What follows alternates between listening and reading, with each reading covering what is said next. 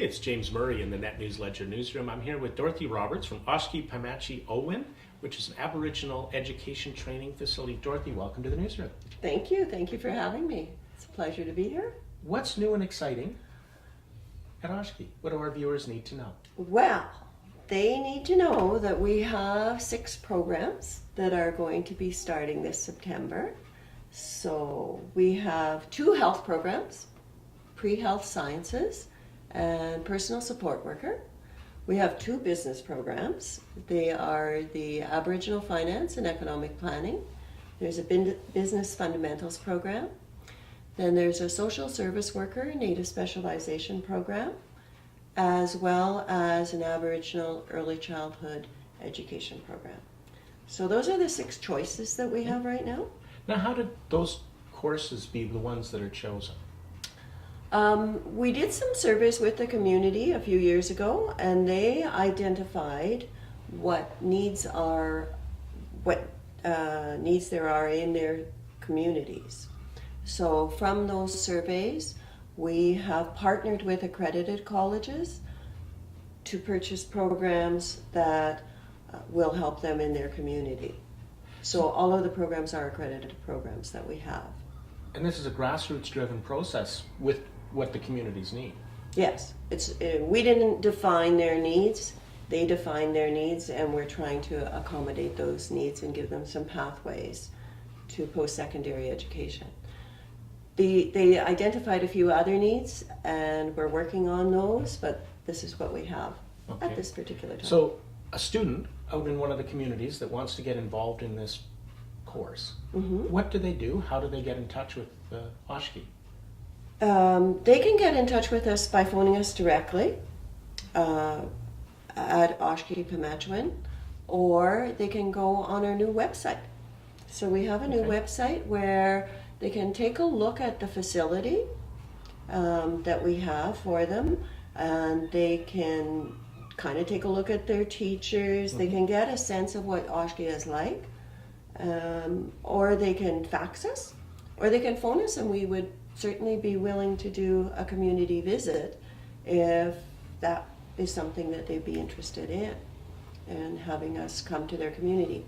We've been pretty busy this last couple of months trying to get to as many communities as possible, and I've got to see some wonderful scenery and had some just delightful experiences. I don't know that you'll have enough time for all my stories, but it's been great. Share with us. What have you seen? Oh, well, I just got back from Bearskin Lake yesterday, and their Chief Rosemary, has got the coolest boots, and if you're into fashion, you want to go to Bearskin Lake because they have great fashion in their rubber boots, like all flowered. And I was in Attawapiskat, I was in Fort Albany, Moosonee, I've been in KI, and we're going again there shortly.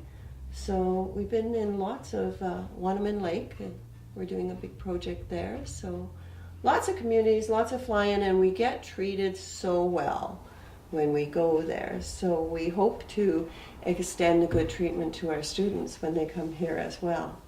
I was just up in Cat Lake and Round Lake a couple of weeks ago, and I was up with Cargo North in their new Basler BT67, and my Net News Ledger jacket is yellow and gray, so all the people in the community thought I was the person to go to and talk to about the plane because I was matching it. Oh yeah. It's always fun in the north with people because they're so friendly. Yeah, they are. I got stuck in Pakanjikam, and we were weathered in, so I was at the hotel and wasn't sure where to go, or at the airport, wasn't sure how to get to the hotel. And I just went out on the road and, can you give me a ride? Yep. Just get in, they give you a ride, then go back on the road the next day because I don't know how to get back to the airport. Just flag someone down, can you give me a ride to the airport? Yep. I don't think that they do that in Thunder Bay, but they're just lovely. It's really been a nice experience to do the traveling there and experience their communities. Rhonda, our social service worker coordinator, was just up in Round Lake, and she had green shirt on, and they kind of, that's her colors, is the green gold. And they said, there's that green lady. We need some information from the green lady. Yeah. So it's kind of cool. It's always fun to see the enthusiasm in so many of the communities for young people looking to move forward in their lives and in their careers. And it probably doesn't get talked about enough, and it probably should. We are looking at, trying to improve the life for all people in the community. We attract some young people, but we also attract a little bit older crowd. Our delivery system is what makes Oshki different. So not everybody wants to be an urban Aboriginal. Not everybody wants to live in the city. So if you love your own community, and there's lots of reasons to love it, and you want to have post-secondary education, that's what's different about Oshki, is it allows that. So you still have to come to Thunder Bay for 2 weeks. During your semester, you would come to Thunder Bay for 2 weeks.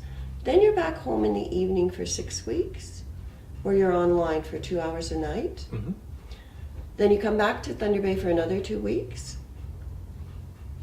And you work hard during those 2 weeks, but 1/3 of your semester gets completed in that 2 weeks. Okay. Then you're back home for your final 5 weeks of the semester. And when you're online in the evening. In most communities, it's 7 to 9. In Thunder Bay area, it would be 8 to 10.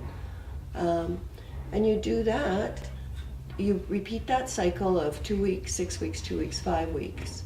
Either twice for the business fundamentals, which is our shortest course, or 3 times for the certificate programs, pre-health, personal support worker, and the diploma programs, you repeat that cycle 5 times. You go right through the summer. So it keeps you busy. It keeps you busy. When you're here, there's no time for monkey business. You are, we try and have some fun while we're there. We may do a feast, or this week we're going to do a feast, and they're having a yard sale. So it's a little bit, well. this sounds a little different. This sounds exciting for people to get their educational and their career rolling. Yes, yeah, and it really is designed to work with the needs of people in First Nation communities. Because we all know that the education levels are not at the standard level. So we are trying to make a pathway so people can reach their educational goals and not have to leave their community. Certainly a need for health care in those communities. When you're up there, there's people that are very helpful, but there's a need for health care. There is a need for the personal support workers. So they need to get their designation. There's a need for certification in the daycares. We want to make that available to them without having them leave their communities. A lot of our students are working. They may be working in the daycare. They may be working as social service counselors, that sort of thing. But they don't have their certification. So that can limit them and their pathways to improvement. It can limit their income. So we want to see their standard of living improve. And we're going to do what we can to help them. Dorothy, thank you very much. Thank you. Thank you Appreciate for you having coming in. me. Yes. This is James in the Net News Ledger studio talking about Oshki-Pimache-O-Win and Aboriginal education.